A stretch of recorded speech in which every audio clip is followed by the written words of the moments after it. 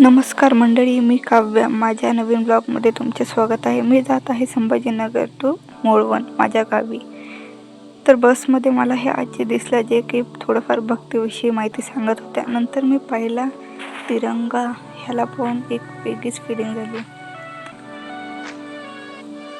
नंतर पोहोचले मी मांजर सुंब्याच्या घाटातून. घाट बघून खूप भारी वाटलं. तेव्हा निसर्ग आणि हा दगडाचा हा घाट एकदम भारी. फायनली मी पोचले माझ्या गावी म्हणजे किनगावला. तिथून मी रिक्षा पकडून निघाले गावाकडे जायला. फायनली पोचले मी गावाला पोचल्यानंतरची फिलिंग खूप भारी होती. मग रिक्षावाल्याने काय अर्ध्या रस्त्यात सोडले. मग तिथून काय पायी आपण निघालो घराकडे. चालत निघाले. फायनली पोचले घरी. मी बबली माझ्याकडे पाहत होती. बबलीला पाहून खूप भारी वाटल्यानंतर पाहिले मी माझ्या झाडं